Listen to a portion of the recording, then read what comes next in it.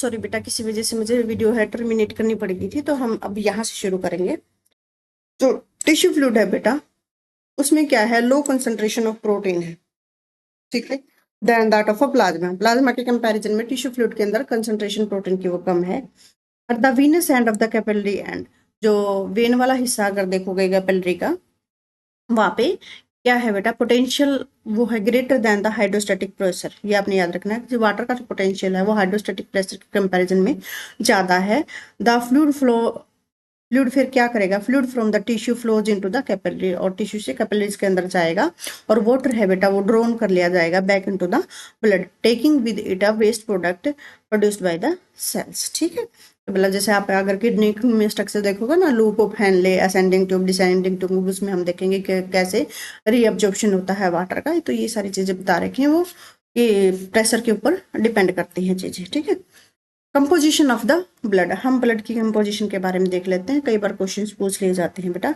Blood आपको पता है एक तरह का कनेक्टिव टिश्यू है, मोस्ट कॉमन बॉडी फ्लूइड है, दैट ट्रांसपोर्ट करता है बेटा क्या, from one part two, body के एक पार्ट से दूसरे पार्ट में चीजों को ट्रांसपोर्ट करने में हेल्प करता है। कनेक्टिव टिश्यू हमने देख लिया, consist of a plasma, plasma से बना हुआ है, और द फॉर्म्ड एलिमेंट। तो दो चीजें होगी ब्लड के अंदर, प्लाज्मा और फॉर्म्ड एलिमेंट। प्लाज्मा के अंदर बेटा 55% क्या है, प्लाज्मा ब्लड का 55% बनाता है, तो ये आपने याद रखना है। प्लाज्मा कितना बना रहा है, 55%। और जो फॉर्म्ड एलिमेंट है बेटा वो कितने हैं, 45%। सबसे पहले तो आपने याद रखना है कि ब्लड एक कनेक्टिव टिश्यू है। दूसरी बात आपने याद रखना है कि मोस्ट कॉमन बॉडी फ्लूइड है जो ट्रांसपोर्टेशन में हेल्प करता है। तीसरी बात आपने याद रखनी है, ब्लड के दो कंपोनेंट है, आप लगा सकते हो, प्लाज्मा और फॉर्म्ड एलिमेंट। प्लाज्मा का हिस्सा बेटा कितना है, 55% है, और अदर फॉर्म्ड एलिमेंट्स का हिस्सा कितना बेटा, 45% है। इतना सा बात आपने याद रखनी है। अगर एवरेज ब्लड वॉल्यूम की बात करें तो बेटा 5 लीटर है वो अडल्ट के अंदर ब्लड होता है, जिसका वेट अगर हम माने किसी अडल्ट का मान लो 70 kg वेट है, तो उसके अंदर 5 लीटर ब्लड होगा। अब हम बात कर लेते हैं मेरा प्लाज्मा की। प्लाज्मा क्या कह रहा है, कंसिस्ट ऑफ, अब जैसे मैंने आपको बताया था ना कि जो ब्लड है, ठीक है, ब्लड के अंदर बेटा क्या है आपका, प्लाज्मा, एक तो प्लाज्मा है, एक फॉर्म्ड एलिमेंट है। प्लाज्मा कितना बनाता है बेटा, 55% बनाता है। अब 55% की भी आके कंपोजिशन देख लेते हैं। इस 55% में बेटा वाटर कितना है, 80 से लेके 92% है, वो वाटर है। In which the plasma protein inorganic constituent है, जैसे कि 0.9%, ऑर्गेनिक कॉन्स्टिट्यूएंट है बेटा इसके अंदर 0.1%। मतलब प्लाज्मा के अंदर पानी है, 80 से 92% तो पानी है।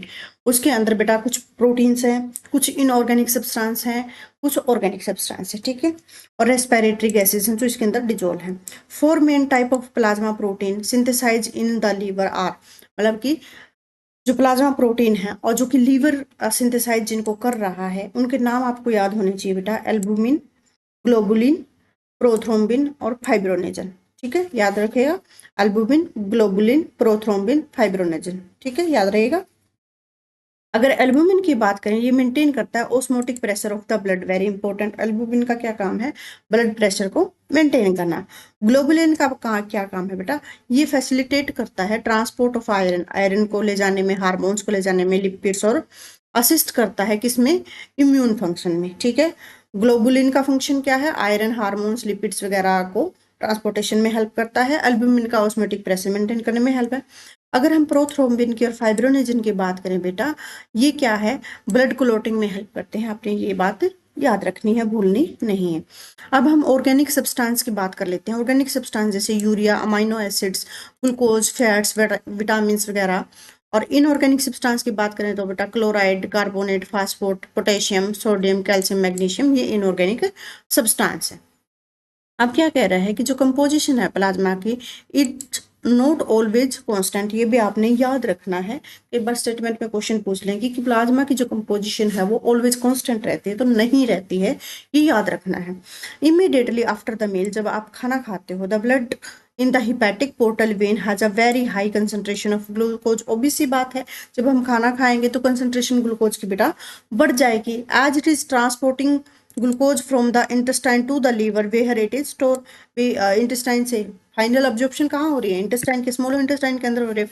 तो वहां से फूड कहाँ जा रहा है बेटा, लीवर के अंदर। जो ग्लूकोज है वो लीवर के अंदर जा रही है, वहीं जाके स्टोर होगी ग्लाइकोजन की फॉर्म में। जो concentration of glucose in the blood gradually fall after some time, और धीरे धीरे बेटा क्या हो जाएगा, सेटल डाउन हो जाएगी, क्योंकि ग्लूकोज को ऑब्जॉर्ब कर लिया जाएगा। अगर too much protein is consumed, अगर हम बहुत ज़्यादा प्रोटीन ले लेते हैं, body can't store the excessive amino acid from the digestion of the protein. जैसे ग्लूकोज का एक्सेस ग्लूकोज है वो ग्लाइकोजन की फॉर्म में स्टोर कर लेता है लीवर, लेकिन हम प्रोटीन को स्टोर नहीं कर सकते। अगर आपने ज़्यादा का प्रोटीन ले लिया तो उसको एक्सेस में जो अमीनो एसिड है वो स्टोर नहीं हो सकते। The liver break down the excess amino acids, जो लीवर है वो बेटा ब्रेक कर देगा अमीनो एसिड, जो फालतू के अमीनो एसिड्स है, और उनसे क्या बना देगा बेटा, यूरिया बना देगा। Blood in the hepatic vein has a high concentration of urea, जो ब्लड है इसके अंदर हिपैटिक वेन के अंदर, वहां पे कंसंट्रेशन है बेटा यूरिया की, वो ज्यादा है than the blood in other vessels, namely hepatic portal vein और हिपैटिक आर्टरी। मतलब हिपैटिक वेन के अंदर ज्यादा क्या है, यूरिया की कंसंट्रेशन है देन अदर ब्लड वेसल्स। अब ये छोटा सा बॉक्स दे रखा है, इसमें क्या बता रखा है, liver receive the blood supply from the two source. भी लीवर के अंदर जो ब्लड आता है वो दो सोर्स से आता है, हिपैटिक आर्टरी, हिपैटिक जहां पे हिपैटिक वर्ड है समझ जाना लीवर की बात चल रही है। Hepatic artery bring the oxygenated blood from the heart, भी हिपैटिक आर्टरी है वो ऑक्सीजनेटेड ब्लड लेके आएगी हार्ट से, जबकि जो हिपैटिक पोर्टल वेन है वो blood from the intestine and other abdominal organ से लेके आएगी। The blood is return from the liver to the heart by the hepatic veins. तो मतलब लीवर को दो जगह से ब्लड मिल रहा है, इंटेस्टाइन और एब्डोमिनल ऑर्गन से। इंटेस्टाइन और ऑक्सीजनेटेड ब्लड बेटा कहाँ से मिल रहा है, हिपैटिक पोर्टल वेन से मिल रहा है, और इंटेस्टाइनल और एब्डोमिनल ऑर्गन से भी ब्लड मिल रहा है। और जो ब्लड लीवर वापिस भेजेगा बेटा वो किससे भेजेगा, हिपैटिक वेन से भेजेगा।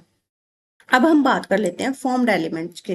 फॉर्म्ड एलिमेंट्स की अगर हम बात करें तो फॉर्म्ड एलिमेंट्स में बेटा क्या आ जाएगा, रेड ब्लड सेल्स, कार्पसल्स जिसको बोलते हैं, इरिथ्रोसाइट्स। रेड ब्लड सेल्स का साइंटिफिक नेम क्या है, इरिथ्रोसाइट्स है। व्हाइट ब्लड सेल्स को क्या बोलते हैं, leucocyte, leuco means white, colourless, ठीक है।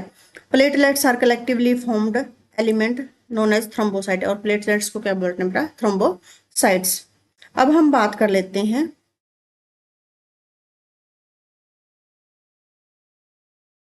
रेड ब्लड सेल्स की, हम बात कर लेते हैं। ये स्ट्रक्चर देखो बेटा, टॉप व्यू ऐसा दिखेगा, जब आपने काटा तो इस तरह के आपको दिखेगी RBC, okay.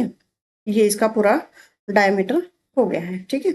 Red blood sales की बात करें तो अबेंडेंट है other than other blood cells. कहते हैं कि about 5 millions to 5.5 millions of RBC per millimetre cube of blood के अंदर ये मिलेंगी। एंड 4.5 मिलियन के करीब आपको जो आरबीसी हैं, या 5.5 मिलियन जो भी हैं आपके, ठीक है, 4.5 से लेके 5 मिलियन आरबीसी इन हेल्दी वुमेन के अंदर आपको इतनी मिलनी चाहिए। मतलब अगर कोई हेल्दी वुमेन है तो इतनी आरबीसी है वो मिलनी चाहिए, ओके। मैन के अंदर 5.5 तक जा सकती है। The RBC are very small, छोटी होती हैं। 7 माइक्रोमीटर का इसका क्या होता है, डायमीटर होता है। स्ट्रक्चर आरबीसी आपने अभी मैंने आपको दिखाई है, ये देख लो, ये टॉप व्यू है, ये क्रॉस सेक्शनल व्यू है इसका, ओके। जो रेड कलर है बेटा आरबीसी का, वो किसकी वजह से होता है, रेस्पिरेटरी पिगमेंट, जिसका नाम हमने पढ़ा था, हीमोग्लोबिन पढ़ा था, और जो कि डिजोल्व हो जाता है साइटोप्लाज्म के अंदर। हीमोग्लोबिन का इंपॉर्टेंट रोल क्या है बेटा, जो रेस्पिरेटरी गैस है, मैंने आपको बताया था रेस्पिरेटरी सिस्टम के अंदर, ये ऑक्सीजन और कार्बन डाइऑक्साइड की एक्सचेंज के लिए बहुत इंपॉर्टेंट है, क्या है, हीमोग्लोबिन, ओके। कहते हैं जो बाइकनकेव शेप आरबीसी की increase the surface area to the volume ratio, hence the oxygen diffuse quickly in and out of the cells। जो मतलब जो कनकेव शेप है वो क्या करती है, सरफेस एरिया इंक्रीज करता है, जो डिफ्यूजन में हेल्प करता है।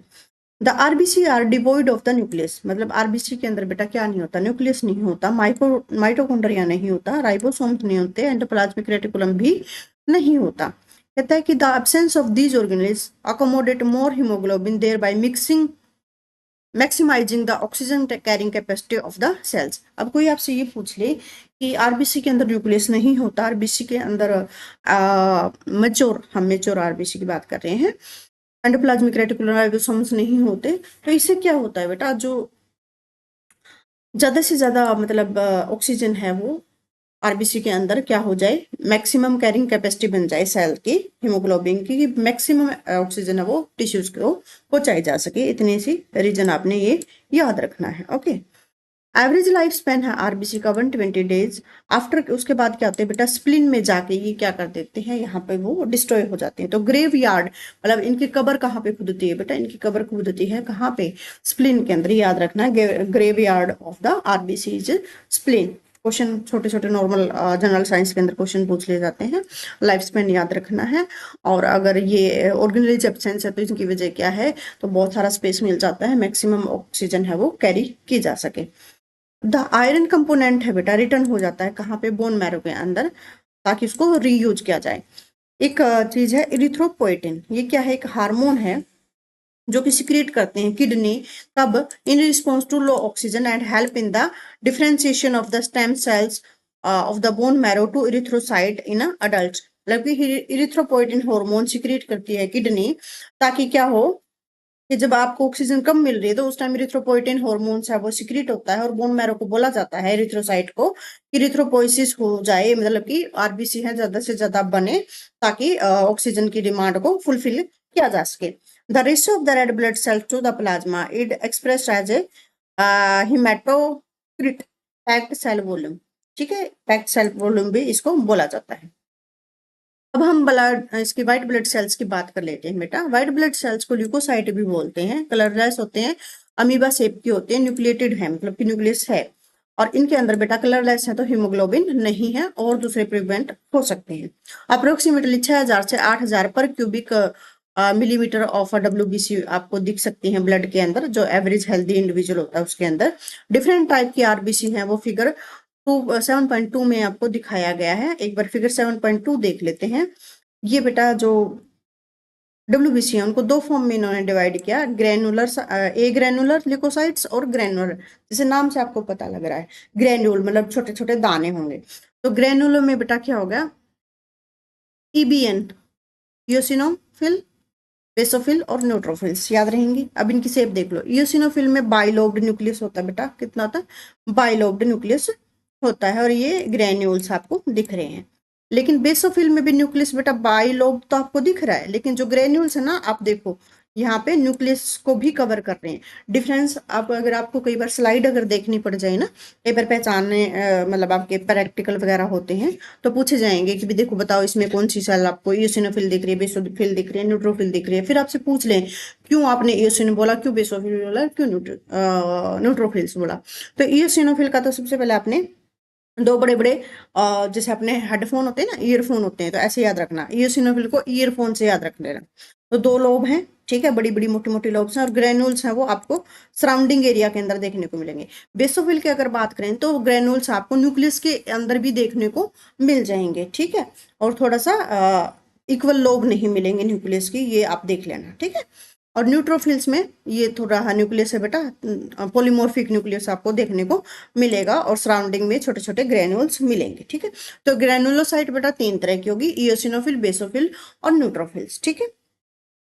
फिर बेटा ये किस होता है, मतलब कि उसके बाद ए ग्रेनुलोसाइट में आपके क्या आ गए बेटा, मैक्रोफाजिज और प्लाज्मा सेल्स आ गए, ठीक है। इतनी सी बात याद रखिए, मोनोसाइट और लिम्फोसाइट, ठीक है, ये आगे किस में कन्वर्ट हो जाते हैं, प्लाज्मा सेल और मैक्रोफाजिज के अंदर भी कन्वर्ट हो जाते हैं। इतनी सी बात आपने याद रखनी है। अभी देख लेते हैं, मैंने आपको बता दिया कि जो ग्रेनुलोसाइट है बेटा, प्रेजेंस ऑफ ग्रेन्यूल्स मिलेंगे साइटोप्लाज्म के अंदर, और are differentiated in the bone marrow. Granulocyte include neutrophils, eosinophil, basophils. तो इनकी स्ट्रक्चर आप अच्छे से ध्यान रख लो, मैचिंग के लिए क्वेश्चंस पूछे जाते हैं। न्यूट्रोफिल्स की बात करें, इनको हिट्रोफिल्स भी बोलते हैं, या पॉलीमॉर्फिक न्यूक्लियर सेल्स भी बोलते हैं। देखें, एक लोब, दो लोब, तीन लोब, तो मतलब एक दो से ज्यादा लोब्स होगी तो पॉलीमॉर्फिक लोब्स हो गए, तीन चार लोब्स मिलेंगे न्यूक्लियस की, जो कि connected with the delicate thread, मतलब एक पतले पतले धागे से ये ज्वाइंट मिलेंगे। और जब कि कितना बनाते बेटा, ये 60 से 65% टोटल आरबीसी का न्यूट्रोफिल्स बनाती है। तो इसका मतलब सबसे ज्यादा परसेंटेज बेटा किसकी होगी, न्यूट्रोफिल्स की होगी, ठीक है। मतलब हम न्यूट्रल रहेंगे, न्यूट्रल लोगों की संख्या यहाँ पे ज्यादा होगी। और बेटा ये फिर क्या करते हैं, ये फैगोसाइटिक इन नेचर होते हैं, मतलब कि जो पैथोजेंस होते हैं उनको खा जाते हैं, इनगल्फ कर जाते हैं। Appear in large numbers and around in infected tissue. और कहाँ पे देखने को न्यूट्रोफिल्स कहाँ पे देखने को मिलेंगे? जहाँ पे इन्फेक्शन हो रखा होगा, इन्फेक्शन की जगह पे न्यूट्रोफिल्स की कंसंट्रेशन, मतलब जैसे आप ब्लड चेकअप वगैरह कराते हो कि न्यूट्रोफिल्स की कंसंट्रेशन हाई है तो इसका मतलब इन्फेक्शन है ब्लड के अंदर। चाहे आप मान लो आपको फीवर है, अब आपने सीबीसी कराया, ठीक है, कंप्लीट ब्लड सेल्स वाला जो टेस्ट कराया, तो उसमें अगर सपोज करो न्यूट्रोफिल की कंसंट्रेशन ज्यादा है तो इसका मतलब इन्फेक्शन की वजह से इनकी कंसंट्रेशन ज्यादा है। यूसिनोफिल्स की बात कर लें, हैव ए डिस्टिंक्टली बाइलोब्ड, दिखा दिया आपको मैंने कि बाइलोब्ड है, और नॉन फैगोसाइटिक इनकी एक्टिविटी होती है, सिर्फ 2-3% टोटल डब्ल्यूबीसी का ये बनाती हैं। Eosinophil increase during a certain type of parasitic infection और एलर्जिक इन्फेक्शन। अगर किसी बंदे को एलर्जी वगैरह हो रखी है या पैरासाइट की वजह से कोई इन्फेक्शन हो रखा है तब इनकी संख्या वो ज्यादा हो सकती है। फिर हम बात कर लेते हैं बेसोफिल्स की। लेस नंबर में होती हैं डब्ल्यूबीसी में, 0.5 से लेके 1% of the total number of होता है। साइटोप्लाज्मिक ग्रेन्यूल्स है वो बेटा लार्ज साइज के होते हैं, बट फीवर देन इयोसिनोफिल। मैंने आपको बताया था यहाँ पे थोड़े छोटे हैं, यहाँ पे ग्रेनुल बड़े साइज के हैं और यहाँ न्यूक्लियस को भी ये ढक रखा है इन्होंने, ठीक है। इतनी सी बात आपने याद रखनी है। Basophil secrete substances as heparin, serotonin and histamine, ये आपने याद रखना है। जो बेसोफिल्स हैं बेटा वो क्या क्या सब्सटेंस सीक्रेट करते हैं? हिपैरिन और सीरोटोनिन, और जो जो हम कई बार कहते हैं ना सीरोटोनिन हॉर्मोन्स है, तो खुशी के लिए हिस्टामिन एलर्जिक हॉर्मोन्स है, ठीक है, एलर्जी के लिए मतलब ये जो केमिकल्स हैं एलर्जेंस हैं histamines, they are involve in the inflammatory reaction. और किससे संबंधित है बेटा? ये इन्फ्लेमेटरी रिएक्शन से संबंधित है। अब ए ग्रेनुलोसाइट की बात कर लेते हैं। ए ग्रेनुलो जैसे बेटा नाम से ही पता लग रहा है, ए ग्रेनुलोसाइट में देखो मतलब ग्रेन्यूल्स नहीं, absence of granules in the cytoplasm and differentiated in the lymph glands and spleen. कहाँ मिलेंगी ये? लिम्फ ग्लैंड और स्प्लीन के अंदर मिलेंगे। दो तरह के होते बेटा, लिम्फोसाइट और मोनोसाइट। लिम्फोसाइट बेटा कितने बनाते हैं? 30% ऑफ द डब्ल्यूबीसी बनाते हैं, ठीक है, 30% ऑफ डब्ल्यूबीसी लिम्फोसाइट। और सबसे पहले कितना न्यूट्रोफिल्स कितना बना रही थी? 60% से अब वो बना रही थी। लार्ज है, राउंड न्यूक्लियस है, small amount of a cytoplasm है, ठीक है। लिम्फोसाइट देखो, इसका न्यूक्लियस, ये पूरी लिम्फोसाइट, इसका न्यूक्लियस देखो कितना सा बड़ा है, बहुत बड़ा न्यूक्लियस है। तो इस तरह की स्लाइड देखने को मिल जाए तो समझ जाना कि लिम्फोसाइट है। टू टाइप्स ऑफ लिम्फोसाइट बेटा, बी लिम्फोसाइट और T lymphocyte. Both B and T are responsible for the immune response, जो हमारी इम्यून रिस्पॉन्स के लिए बहुत जरूरी है। B lymphocyte produce antibodies to neutralise the harmful effect of the foreign substance. कहते हैं कि जो बी लिम्फोसाइट है, जब हमारी बॉडी के अंदर जो हार्मफुल पैथोजन है उनके इफेक्ट को न्यूट्रलाइज करने के लिए बी लिम्फोसाइट है वो काम करते हैं। अगर टी लिम्फोसाइट की बात करें बेटा, ये किस में आते हैं? सेल मीडिएटेड इम्यूनिटी के अंदर ये काम आते हैं। इसके बारे में भी हम पढ़ेंगे, फिलहाल के लिए आप इतना ही जानो, ओके। तो ये फिगर आपने जरूर याद रखना है, B lymphocyte, T lymphocyte, monocytes, ठीक है, ये सारी चीजें आपने याद रखनी है। अब हम बात कर लेते हैं मोनोसाइट्स की। मोनोसाइट मैक्रोफेजेस भी इनको बोलते हैं, जैसे बताया ना, मैक्रोफेज मतलब कि फाज को इनगल्फ कर देंगे। फैगोसिटिक एक्टिविटी है similar to the mast cell and have a kidney shaped nucleus. ये देखो किडनी शेप्ड का न्यूक्लियस है इसका। Macrophages of the certain central nervous system are the microglia. कहते हैं जो सेंट्रल नर्वस सिस्टम है उसके अंदर जो माइक्रोफेजेस है उसको बोलते हैं माइक्रोग्लिया।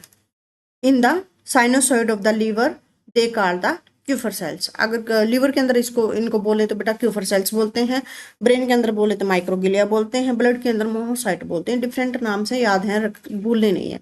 पल्मोनरी रीजन को बेटा इनको एल्वुलर मैक्रोफाजेस बोलते हैं। अगर जो हमारा लंग्स वाला रीजन है वहां पे अगर ये सेल्स हैं उनको एल्वुलर मैक्रोफाजेस बोलते हैं। तो मोनोसाइट बेटा इनको मैक्रोफाजेस भी बोलते हैं। इनकी फाइगोसाइटिक एक्टिविटी होती है, मतलब कि पैथोजन को इनगल्फ कर लेंगे, हार्मफुल बैक्टीरिया को मार गिराएंगी। 1 to 3% होती हैं। इनके अलग अलग नाम हैं। अगर नर्वस सिस्टम में ये मिलती हैं, सेंट्रल नर्वस सिस्टम में, तो माइक्रोगिलिया बोलते हैं। अगर साइनोसॉइड ऑफ द लीवर के अंदर मिलते हैं बेटा कफर सेल्स बोलते हैं। अगर पल्मोनरी रीजन में मतलब लंग्स वाले रीजन में मिलती हैं तो इनको बेटा क्या बोलते हैं? एल्वुलर माइक्रोफेजेस बोलते हैं। अब हम बात करते हैं प्लेटलेट्स की। इनको थ्रोम्बोसाइट्स भी बोलते हैं, that are produce from the megakaryocytes. और किससे बोलती हैं? मेगा कार्योसाइट से बोलते हैं। जो बड़ी बड़ी सेल्स, स्पेशल सेल्स होते हैं किसके अंदर? बोन्स के अंदर। लैक ऑफ द न्यूक्लियाई, और इसके अंदर क्या होता है बेटा? न्यूक्लियाई नहीं होते। ब्लड नॉर्मली कंटेन 1 लाख से लेके 3 लाख प्लेटलेट्स होते हैं। कई बार आप जैसे टाइफाइड वगैरह हो जाता है तो उस टाइम प्लेटलेट्स वो बेटा घट जाती हैं। तो देखते हैं ना भाई कि कम से कम भाई 1 लाख होती सफिशियंट होती, कोई बड़ी बात नहीं होती, उनको इम्प्रूव किया जा सकता है। कई बार प्लेटलेट्स घट जाती हैं, अब ब्लड आने लग जाता है यूरिन के अंदर। Secret substance involve in the coagulation और क्लोटिंग ऑफ अ ब्लड, और ये सब्सटेंस सीक्रेट करते हैं जो ब्लड की क्लोटिंग में हेल्प, जैसे हमें चोट लग जाती है बेटा, चोट लग जाती है तो जब थोड़ी देर बाद खून हमारा बहना बंद हो जाता है, क्योंकि ये एक नेटवर्क बना देते हैं फाइबर्स का, जिससे हमारा जो ब्लड है वो रुक जाता है। एक्सेसिव ब्लड लॉस में हेल्प करते हैं। अगर न्यूट्रोफिल प्लेटलेट की संख्या बेटा कम हो जाती है, प्लेटलेट की फॉर्मेशन नहीं हो पाती, तो जब हम चोट लगेगी तो ब्लड है वो क्लोट नहीं हो पाएगा, एक्सेस में ब्लड लॉस हो जाएगा। ओके, फिर नेक्स्ट चैप्टर में हम बात करेंगे बेटा ब्लड ग्रुप्स की, तो ये आप हम नेक्स्ट चैप्टर के अंदर स्टडी करेंगे। ओके।